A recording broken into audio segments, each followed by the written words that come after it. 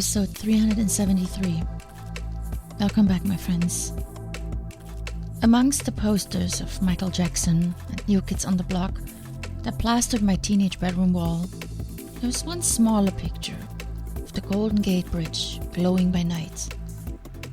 And every night, when I couldn't fall asleep, because my mother was in my room, cleaning it yet again, or organizing the clothes in my dresser by color and size, yet again, I looked up at that wet and cold wall that cornered my bed, and in between dreams of dancing with my superstars, there was always one reoccurring vision that seemed equally far and unrealistic, but that gave me a strange sense of peace. Those cold and long nights, when sleep wanted to come but couldn't because of noise and light and distraction, I closed my eyes and invented stories.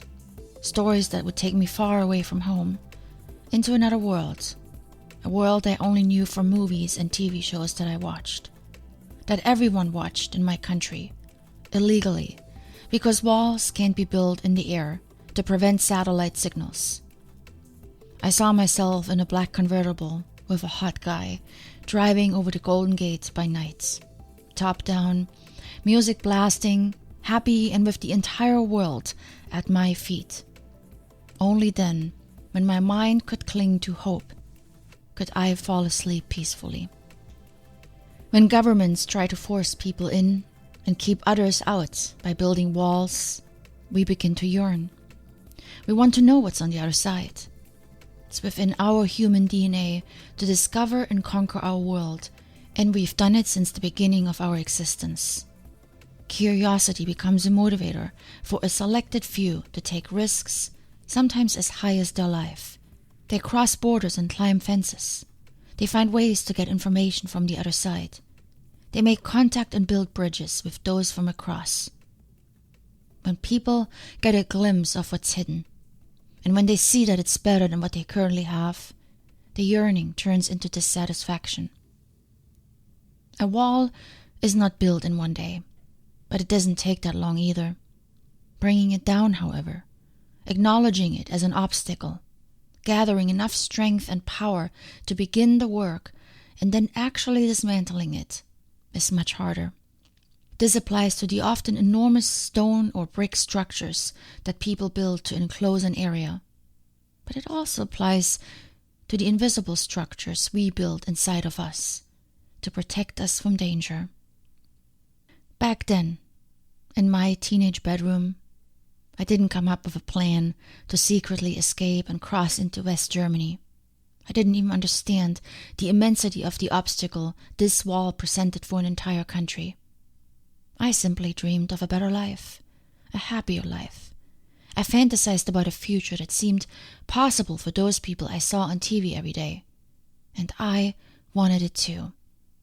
In those difficult moments, my dream was what kept me from sinking. The image of the bridge was my home base that I came to every night when everything around me was out of balance.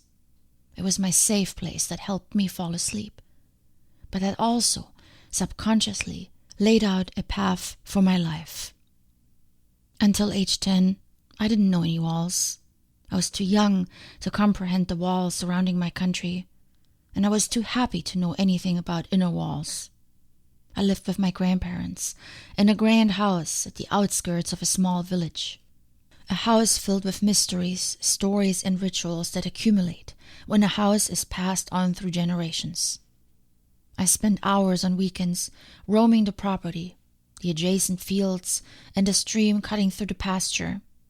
I loved helping my grandmother in her enormous garden, learning about flowers, herbs, and stealing strawberries when she wasn't looking. In the summer I built tents underneath pine trees, chased the cat, and splashed around in my inflatable pool. But by far my favorite place was the attic. It resembled an unorganized museum with evidence from 2 world wars, letters I couldn't decipher, and books I secretly took down into my room with me and read at night under my covers. The attic was a place of endless discovery, and its small round window at the end was my stop before I headed down.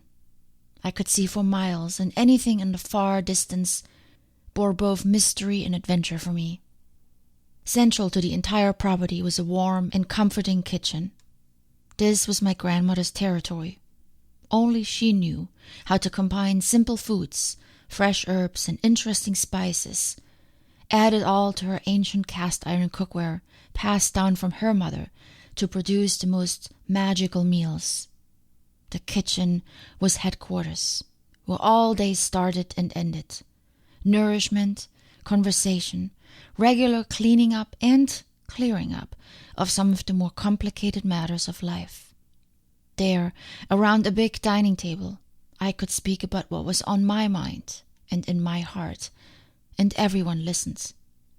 It was a house filled with love, rituals, and adventure. A home that offered everything a child needs to be happy. Research has told us that the first 5 years of a child's life, also called the formative years, are critical in shaping our future health, happiness, growth, development, and learning achievement. Science supports that early childhood experiences set the stage for the brain's intellectual, social, and emotional development and functioning throughout life. I not only accredit my first 10 happy years for my turning out fairly decent, but I'm also deeply grateful for my grandparents' gift. In my first semester in freshman English at Diablo Valley College in Pleasant Hill, California, I read Gabriel Garcia Marquez, a writer I'd never heard about, but immediately fell in love with. And it's in these words of his that I think about when I fondly remember my grandparents' home and my time with them. The heart's memory eliminates the bad and magnifies the good. And thanks to this artifice, we manage to endure the burden of the past. Much love, my friends. Have a beautiful day.